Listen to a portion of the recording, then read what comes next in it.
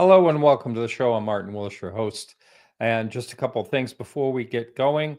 First of all, the blog is part two from the last week's blog, a 1981 report of an Ohio family besieged by UFOs, Bigfoot type creatures, and black forms. Really a fascinating case back in 1981. Our blogger, Charles Lear, we have to get these audio blogs up. There's a lot of them in waiting. I have someone working on those, and hopefully they'll be coming out soon for those of you that are listen to it in either the audio feed or who listen to it through YouTube. So I want to thank everyone that supports the show. Anyone can do that. If you want an ad-free experience in the podcast, you can go over to our website, podcastufo.com, and you can see the support us link for Patreon. And for those of you who participate live every week, I really appreciate it. Good to see you all in chat and to get some very interesting questions posted there for our guests. Always enjoy that a lot. So I got to tell you, I was in California, got back, I think it was Tuesday or Monday last week, so about a week ago, and had a wonderful time in my old stomping grounds out there. I lived in Marin County, and I became friends with some antique dealers, and actually for a while did some stand-up comedy with a friend who talked me into it, and his wife recently, when I was out there, I visited her, said hi to her, and she told me about a UFO encounter she had. Now, she's not a UFO listener or anything like that, and I love talking to those people that have experiences, and this one is a doozy. And I was lucky enough to have a lunch out there with the shock valet, and I showed him this piece of paper right here. I'm going to put this in the show notes so those of you can see it. She immediately, this happened right in her backyard in San Rafael, where I was out there, and this craft came down. She drew pictures of it. It was right in their backyard and not really that far away from them. But here's the strangest thing, and I love strange encounters because, you know, this whole topic is such a mystery, and this is definitely a mysterious craft because the lights came down in different colors, but the colors were in sections, vertical sections coming down to the ground. Like there was a section of white, then a section of blue, which absolutely makes no sense in any type of conventional lighting that I can picture. And Jacques Vallée was extremely puzzled by it. And it's these kind of strange encounters, I think, just almost seem like, in a way, kind of more authentic because they're so weird. I know that sounds strange, but it's not the typical cigar-shaped UFO or triangular UFO or saucer like I saw. It's just something really odd, and the whole mystery is odd anyway. And that's just when you hear about a incident like that, from a very credible person, it just becomes surreal to what we are seeing, what type of reality we actually seeing here.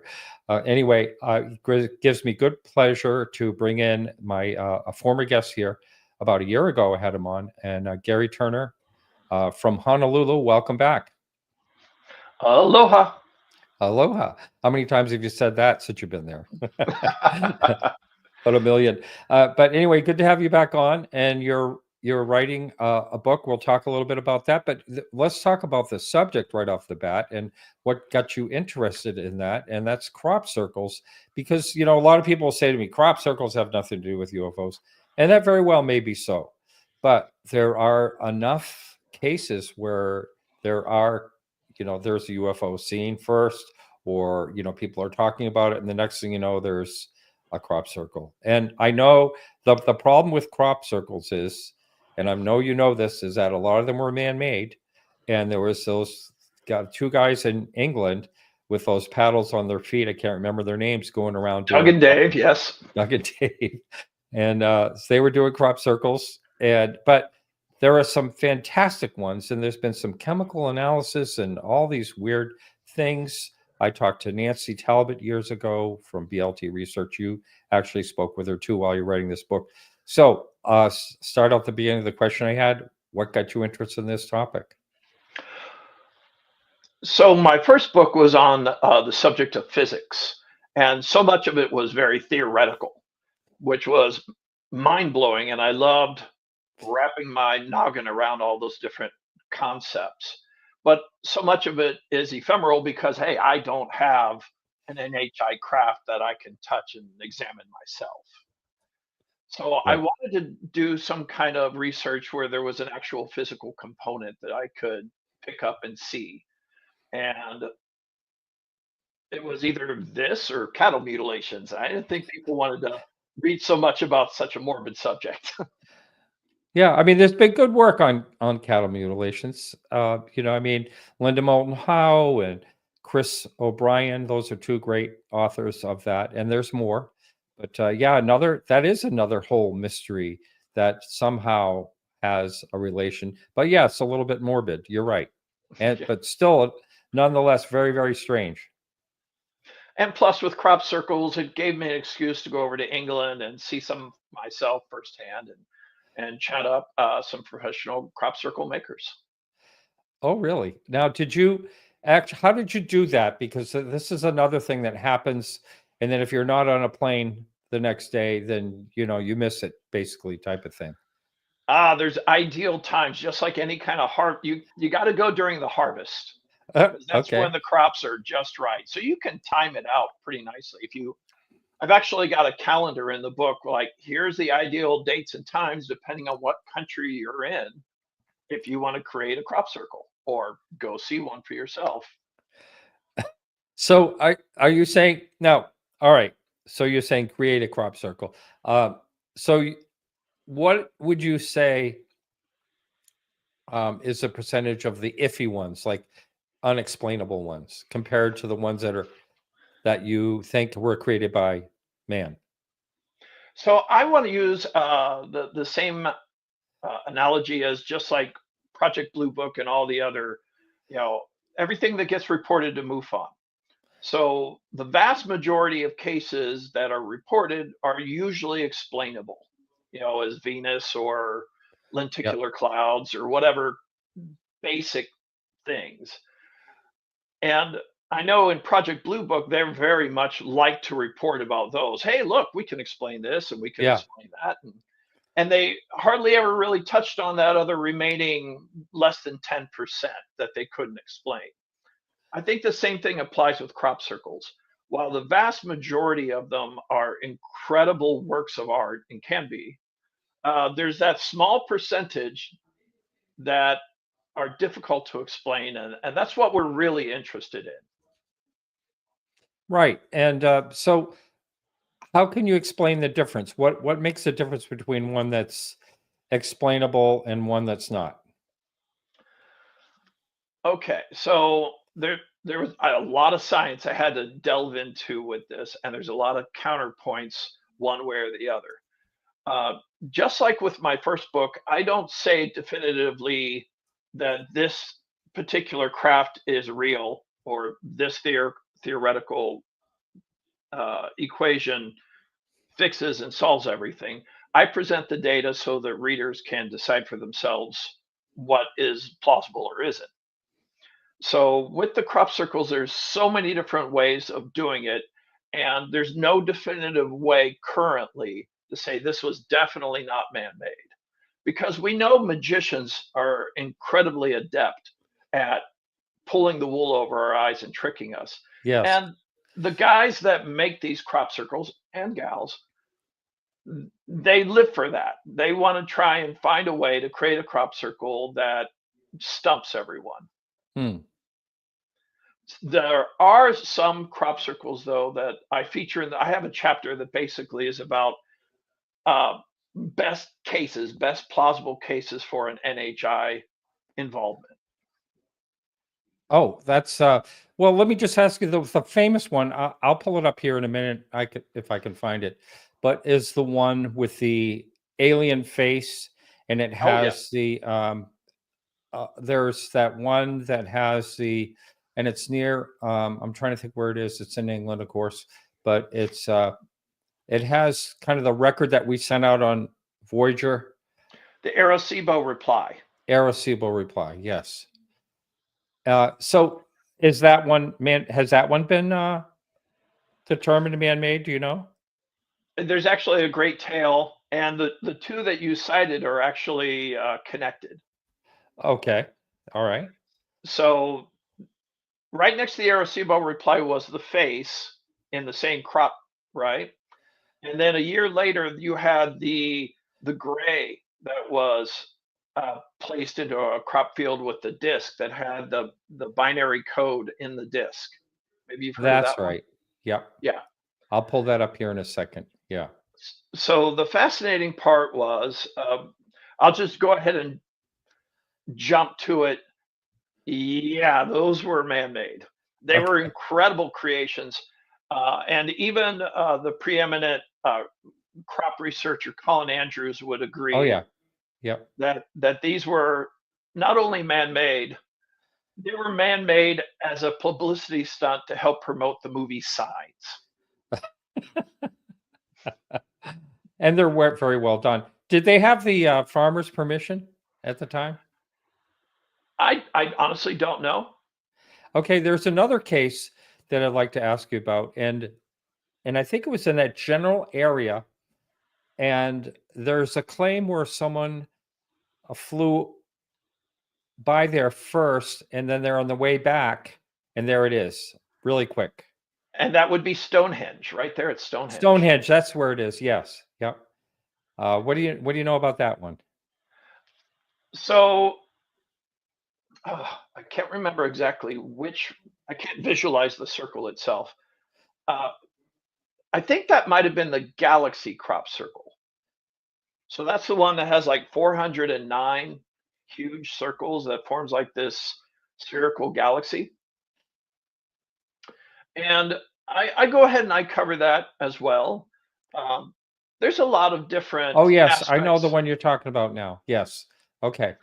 And it Uh, was actually that particular crop circle that made me interested in doing the research on crop circles because I was pretty flabbergasted when I saw that. I'm like, wow, look how symmetrical it is. There's no way someone could create 409 circles in one night. Now, was that it? uh, nope, No, that's not it. that's another one. Anyway, uh, It, it. I'll, it looks like a big spiral galaxy. oh, okay, all right, and I know the one you're talking about. But anyway, so was that man-made? So there's evidence that leans either way, but some of the aspects that you would normally consider to be, well, because it's so perfectly symmetrical, it has to be, NHI created. Well, if you actually take the time to study the individual circles, you'll find it's not symmetrical. There's several circles that they had to change the size of because human error had crept in while they were creating it, and they didn't exactly line up as neatly as they should. And then when you look at the small satellite circles that kind of ring the main arms, they're a little more haphazard and less symmetrical. And we Wow. can also explain away one of the things that was like, well, you had security guards there at Stonehenge all night, and they didn't report seeing anything. I can tell you from my own personal experience working in security when I was going through my college years, the guards aren't necessarily focused on what's happening in a dark field on the other side, which isn't even their territory. If they're not playing cards or watching the game on their little mini TVs or something. And as for the pilot, you can easily explain that when the pilot is flying overhead in one direction, their attention should be on the airspace in front of them and not on the ground below. So I could see them flying over it and not noticing it the first time, and then on the way back catching it and going, "Whoa, that wasn't there the first time." Yeah, I can see that too. But okay, but just kind of like when I think I'm going to sneeze here. Just sorry. Uh, Pardon me. Bless you. Just when we get into a situation like this, it's kind of like, all right, so that's enough of the ones that we know about. What about the ones we don't know about? So my personal favorite one is the Golden Ball Hill from 2005. It is a sunflower shaped circle that was placed into a field of rapeseed or what we would call canola oil. Oh yeah, So the interesting aspect of these canola stalks is there's only a very small window in which you can go in and flatten them. And if you try to go in too early while the stalks are still very green, they'll snap like celery and just break and fall over. The So, nice part, okay. Hmm. so this particular one was so stunning because it was so beautifully made, this crop circle, and all throughout it are these yellowing flowers that blanket the entire crop. And they're very gentle and easily damaged. But this particular crop circle, everything was laid out clean without any breakage, and all of the flowers were undamaged. Hmm. How could that be done by a human? That's the question. Could it or So the interesting part is ancient aliens 10 years later decided they were going to run their own experiment. And they actually brought in the pros. They brought in the circle makers with the ropes and boards. And they recreated the exact same shape, a little smaller than the original, but overall the same shape. And then if you look at it from the air, it looks identical. But when you get down to the ground, the flowers are trashed. There's no way you can do that with ropes and boards. hmm. So it's a plain mystery. Yeah, I mean, I was picking the brains of these pros, and I was like, well, what if you went in there and you flattened the crops before they flowered, and then the next day or two, then that's when the flowers grew up. They're like, no, that doesn't work because, like I said, the whole celery thing. If you try to flatten the crop before it flowers, they break. Okay.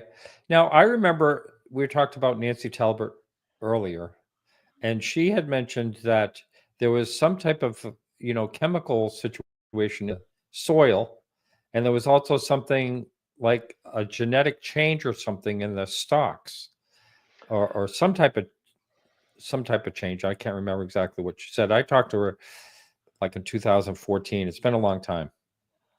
So, yeah, that's the best bit of physical evidence that we have thus far. Is it appears that a form of EM energy it can be applied to the stalks to cause them to fall over. And we pretty much determined that that form of energy would be microwave radiation, just like popping popcorn in your microwave Yeah. at home. So, because the plants are healthy and strong and full of fluid, when the microwaves hit them, the younger sections of the stalks that are like midway and up have more give, and as the water heats up inside, they'll stretch and kind of take a lean one direction or another. And they'll examine these nodes that are midway up, and you'll see that some of them are stretched, while it more towards the base of the stalk, it's more of a hardened bark. And for those nodes, when the microwave hits them, they'll just pop like a Hmm. popcorn kernel. And that isn't something that ropes and boards do. Yeah. So that's really weird. And then there's also, now maybe you can shed some light on this one. There is a crop circle that seems to be formed by an orb on video. Is that, That have you would be looked the into that Oliver one? Castle video from 1996. Right. And it would be kind of hard to fake something back with what they had, or did they? Well, see, I actually feature that one as the last chapter in the book because it really goes towards the overall theme of crop circles. And that is, it's when I first got interested in studying this, I came in with a preconceived notion that there's no way humans could do some of these things. It's too intricate, it's too symmetrical, too perfect. But the more I studied and learned and got the data, the more I realized how capable we humans are at doing some phenomenal things. And what I found also is over the course of time, crop circles was a very easy thing for certain agencies to disseminate misinformation and to just excuse the pun, but flood the field with red herrings. Hmm. So The interesting aspect about the Oliver Castle video is it was presented to an inn, supposedly the day of the crop circle formation, on a VHS tape, specifically a mini VH tape that was shot from a handheld camcorder. And because of the handshake involved in recording it at the time of the creation, it was deemed that no one could potentially create special effects that could accommodate that handshake. But I've been talking with other researchers, and I have my background currently is actually television production. So I'm aware of some different little techniques and things like that. So this gentleman, John Wabe, came out and confessed to everyone, I hoaxed you. I did the whole thing. I took it back to my studio and I animated these balls flying over it and did this masking so that it would reveal the crop circle all in one sweep with the balls of light. But people would say, well, how could they do that? How could there was a certain software package that was like a six-figure software package that came out around that year, but that still wouldn't explain the handshake. Notice how there's just those little gyrations. Yes, I see that. Uh-huh. So the secret, we believe now, is he actually shot it all in Digi-Betacam on a tripod where it was locked. Then he could animate the whole thing in his studio and project it up onto a big screen and then pull out a camcorder and add the handshake. Wow. That's one theory. Yep. However, another researcher came along after him and began refuting the facts of what this guy was saying. He was saying, I was on this particular part of the hill. Well, it was determined that he wasn't. It was actually shot from a different part of the hill. And he showed that I brought out this tripod and I shot it on a tripod. Well, when this person went out and checked it, he found that the camera had to be held just inches from the ground in order to get that exact angle. So there's a lot of question as to who's telling what. Is John Wabe making up this whole thing? Was this person actually recording a real event? It's very vague, and the evidence lands on both sides. Well, it's disappointing, but not.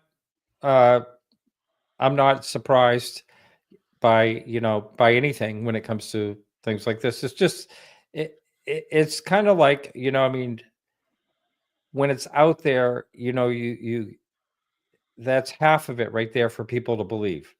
People see it, they believe it.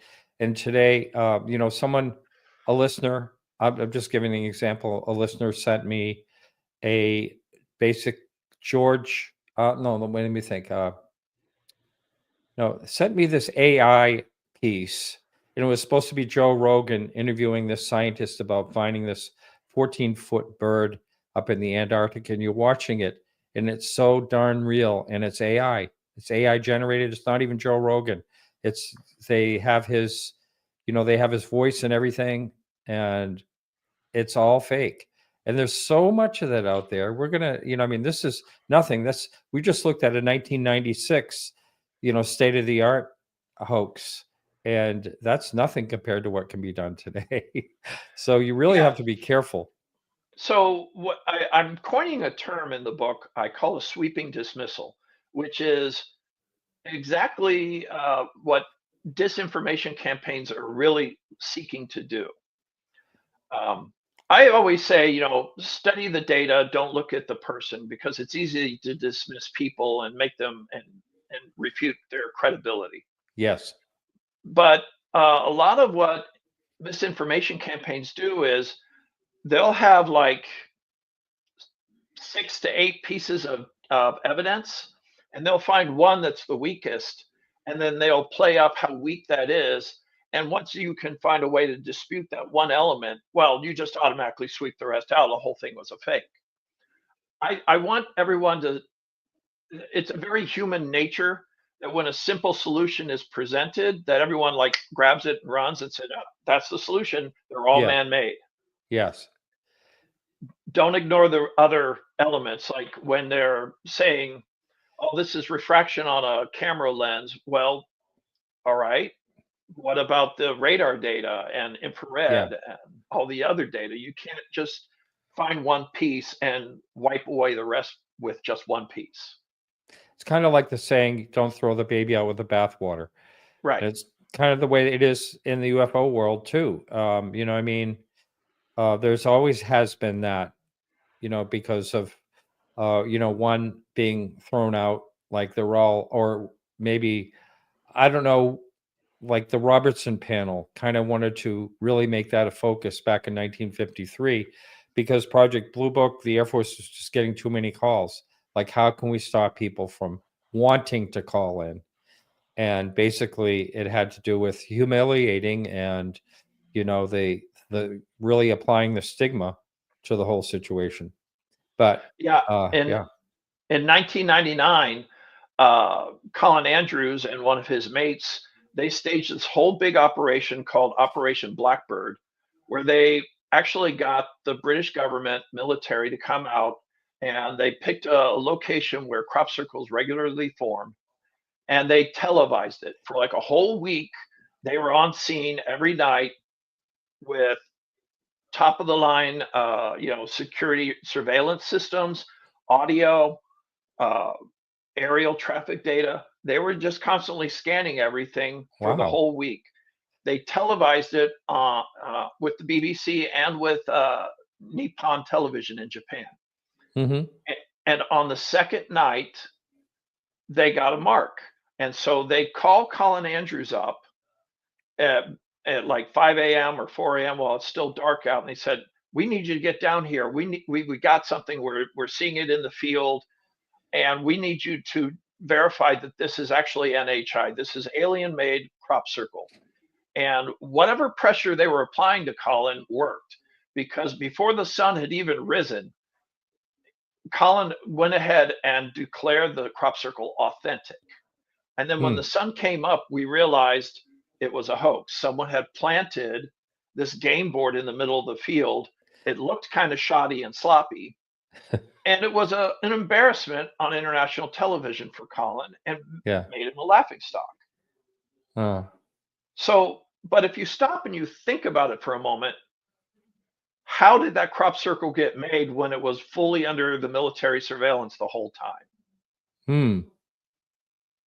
You're talking about they had radar. Well, radar is only good for, unless it's portable radar, but it's only good for, I forget how many feet, something But like, like infrared cameras, like scanning the yeah. skies and things like that. Yeah. So they had all that going on, and Yeah.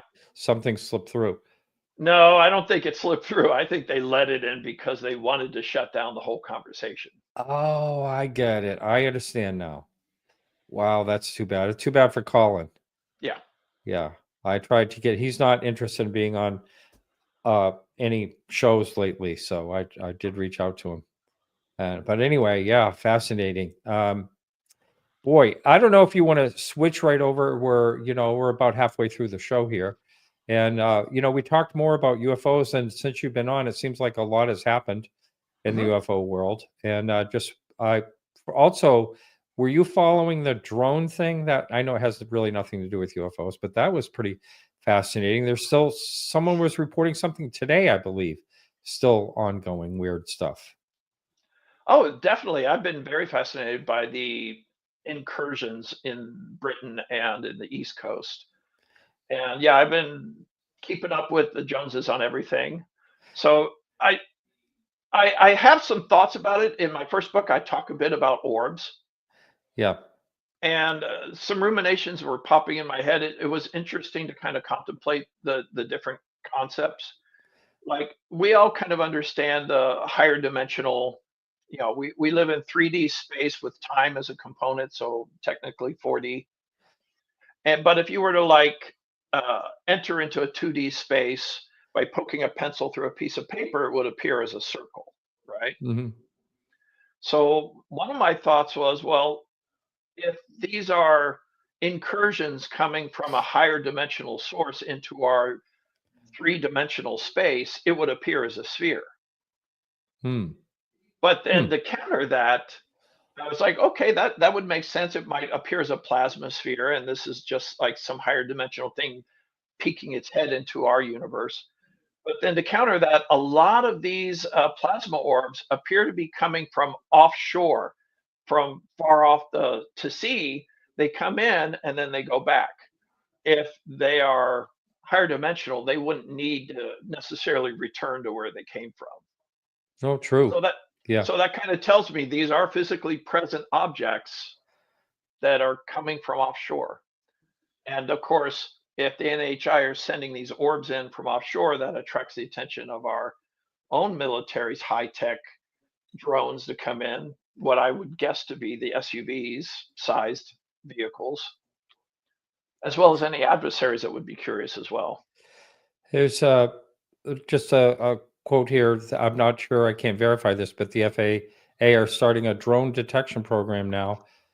But that is kind of weird in a way. It's why they didn't have something like that before, first of all. For And years. there's a lot of questions that that it seems like there's more questions the more they talk about that they knew what it was, the more questions there are.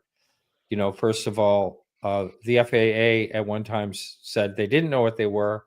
They Right. were looking into them, and now they're saying that they did know. They were authorized tests. Yeah, and Yep.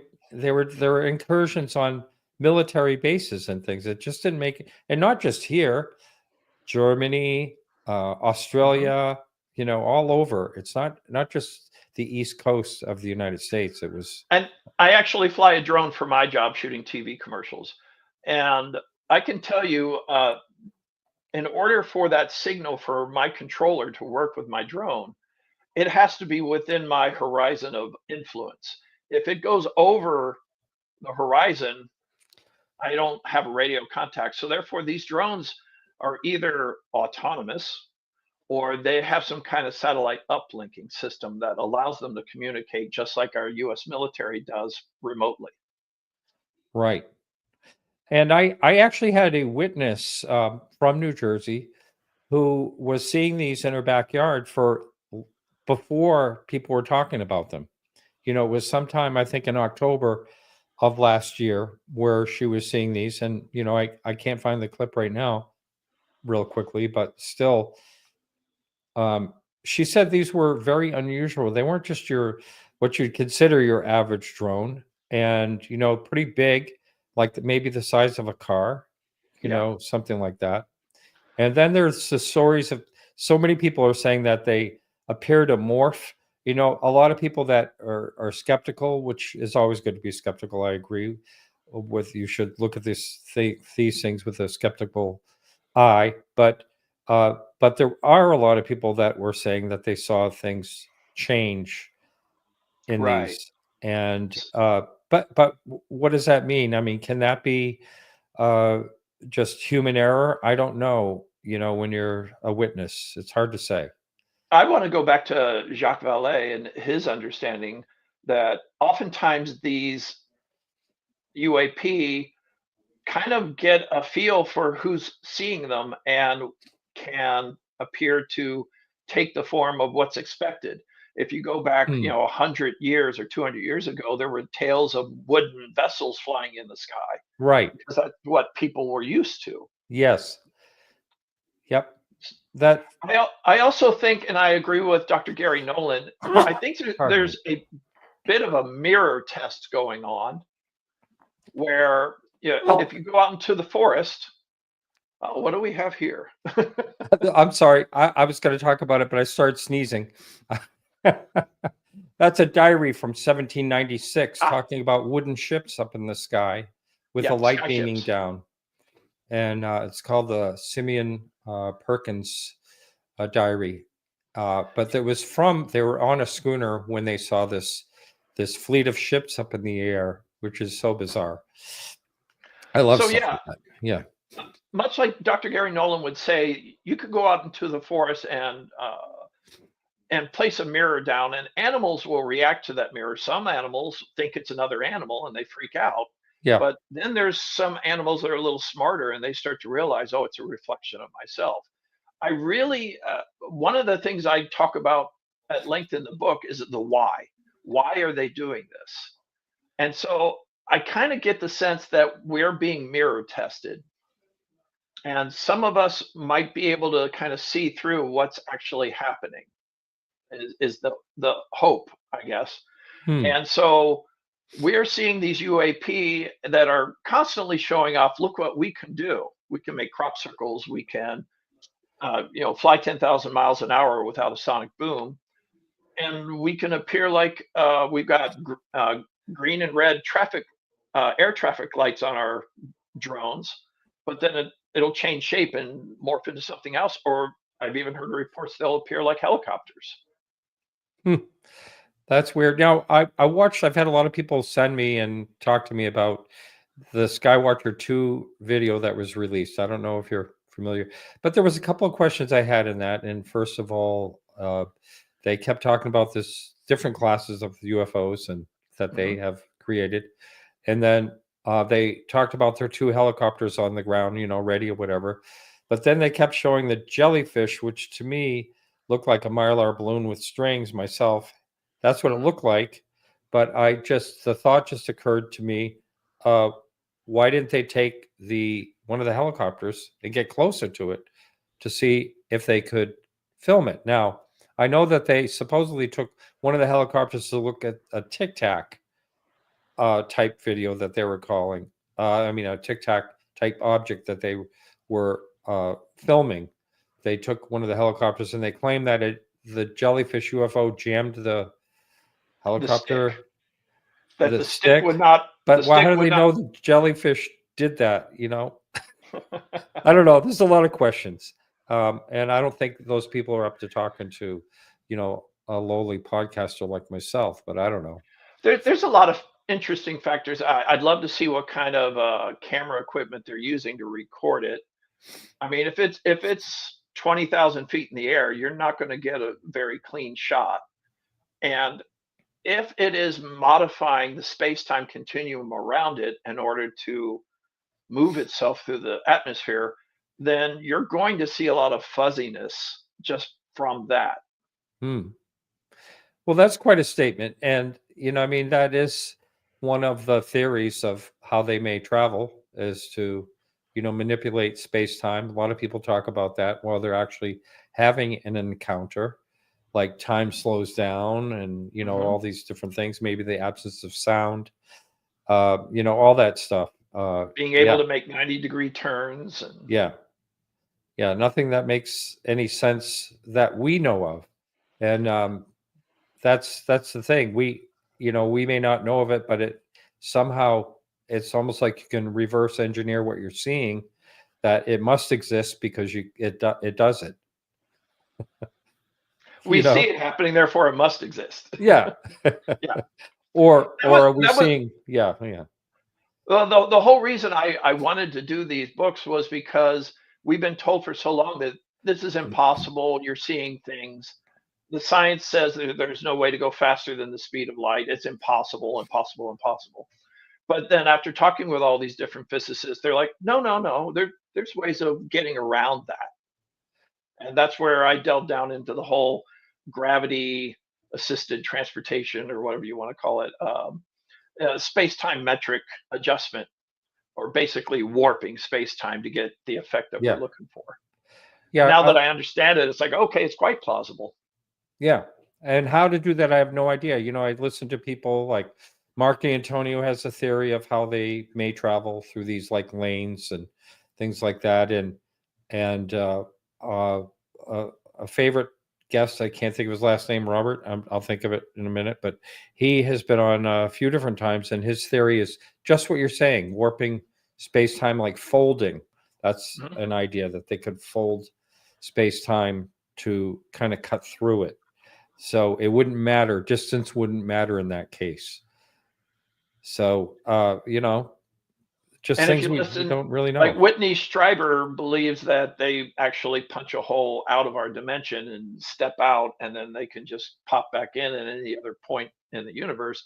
Of course, I wouldn't understand the physics around that, but Well, fascinating that makes stuff. as much sense as anything else, really. Yeah. And I mean, it's such a crazy. I mean, just the fact alone that if they happen to be extraterrestrial, if they are coming from these long distances, then we can't figure how that could be possible. Every person that you speak to in astronomy and astrophysicists, or they all say, the distances are just too far, and they are crazy far to think Uh-huh. about. And I remember talking to Seth Shostak from SETI years ago, and he was saying, well, if we are being visited, then it would have to be, some type of robot type of situation, is what he said, because nothing else could live that long. But it's just because we don't really know. We don't really know. We don't understand.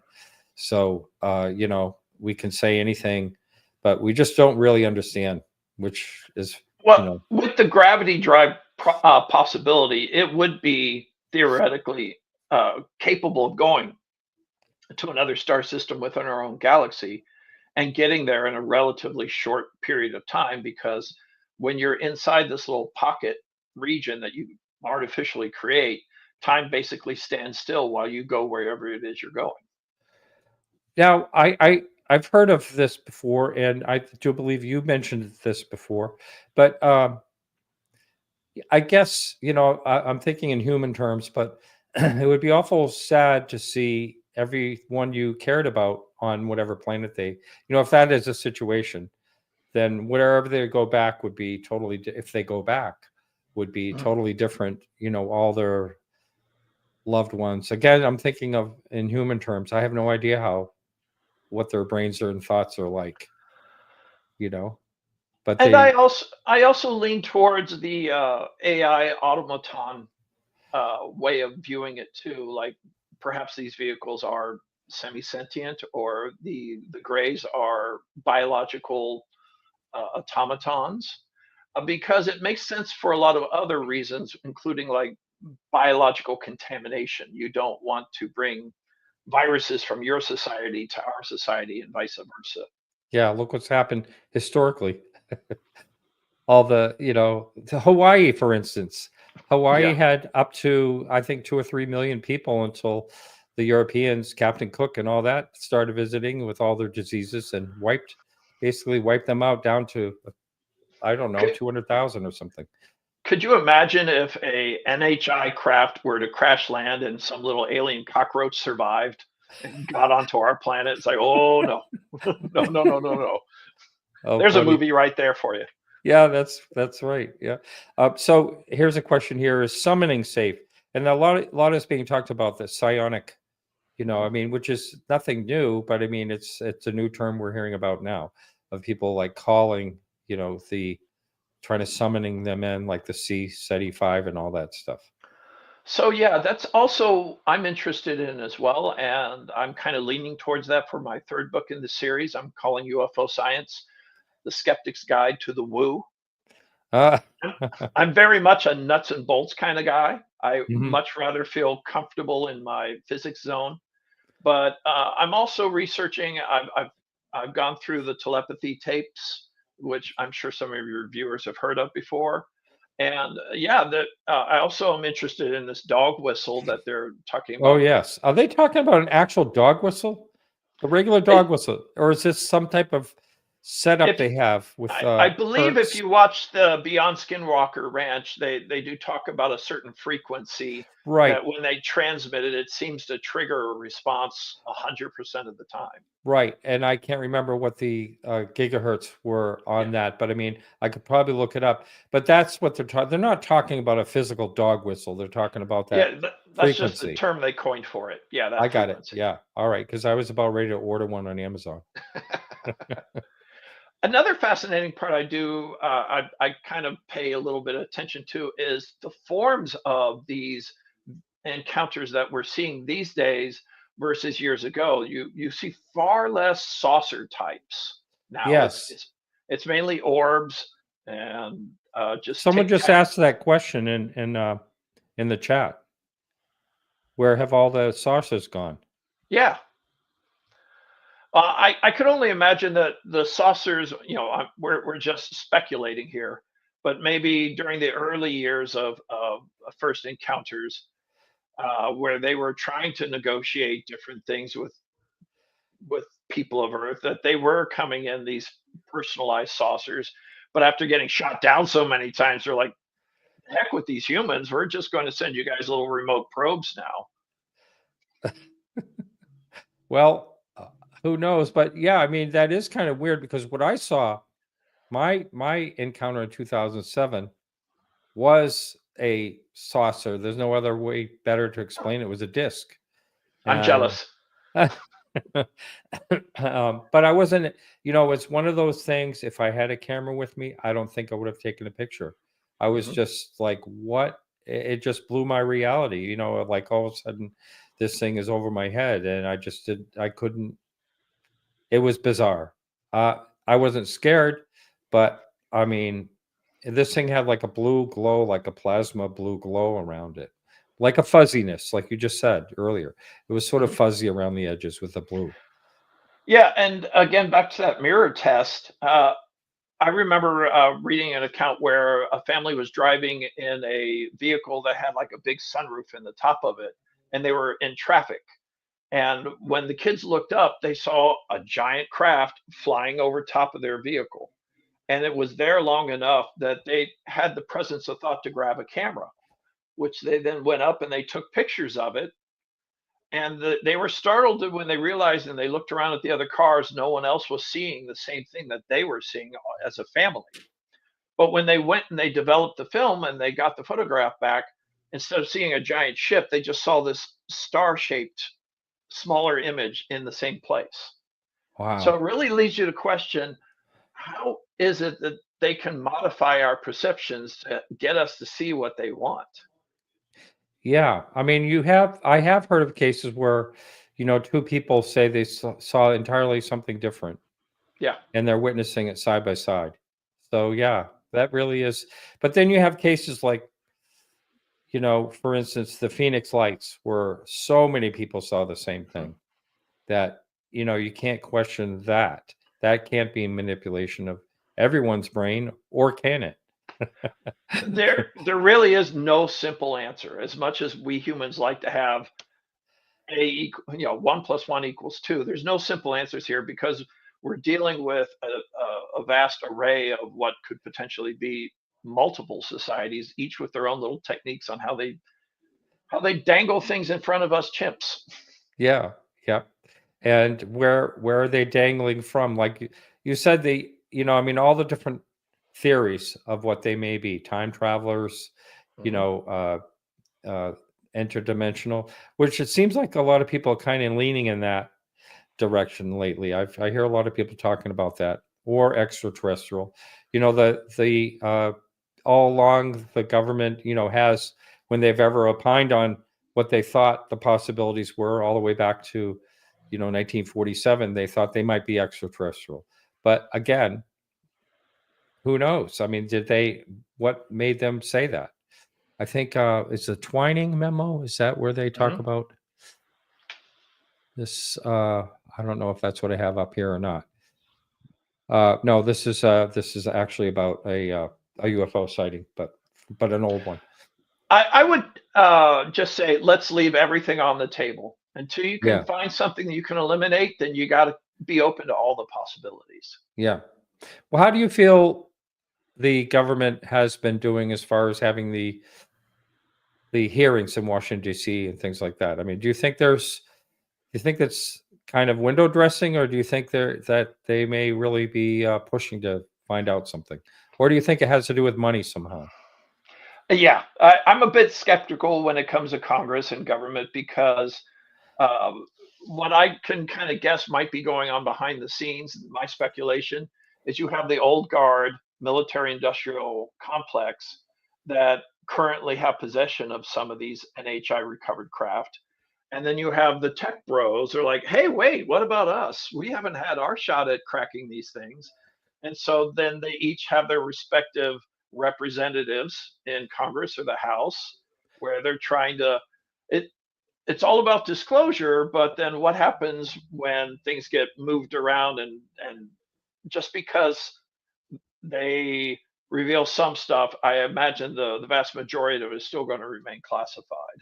That's why I do applaud these private organizations doing their own things like the Sky Watchers. Yeah. Oh, I know. But I think it's, I feel as though it's possible that there are some of the people that are doing this that are earnestly looking to find out information. Whether we will, you talk about documents. Are the documents, who knows what's in them if they're all classified? Who knows what's been kind of moved around or lost, over the years? Because, we've heard of cases like uh, the Big Sur, filming of a missile where a UFO, kind of attacked the warhead, Yes. Jacobs. We hear about things like that. Though that film exists somewhere, you Yeah, know. Immaculate Constellation supposedly has all that archived somewhere. I would love to see that, that release because, but the thing of it is, it might be still more of a mystery than answers. Even if we Right. had all that, it could still be just more questions. But I'd still like to know either way. Hmm. So just we only have a couple minutes left here. So I'd just like to ask you, do you ever research any UFO cases in Hawaii? I'm not seeing as many. I'm a part of the MUFON organization here locally. We don't get as many reports. There was one, I want to say about 8 months ago, of a blue orb that was hovering off the shore of Oahu. That was interesting that they said basically fell down into the water. Hmm. I gotta think there must be a lot of interest here with all the military organizations we have, Right. but yeah, I'm just not seeing much reports of it locally. Do they ever talk about, I was at Mount Shasta recently, and there are people talking about, all types of encounters there and things. A lot of people saying flying in and out of the mountain, that type of thing. Do they Mhm. ever talk about that type of thing there with the volcanoes or anything like that? I don't hear as much about that. We do have some remote viewers here in Hawaii, which is interesting. And reach out and talk with them from time to time, and it's really fascinating some of the stuff they do. Uh, Really? So yeah. that is fascinating.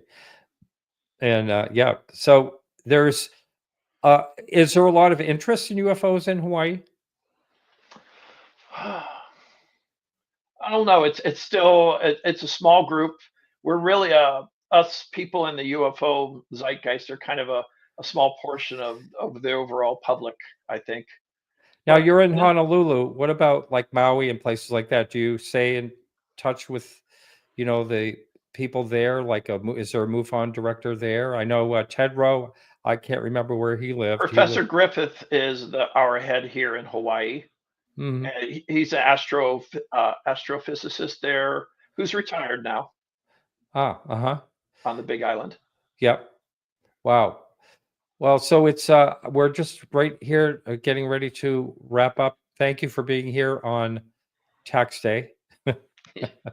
I raced to the post office myself for that.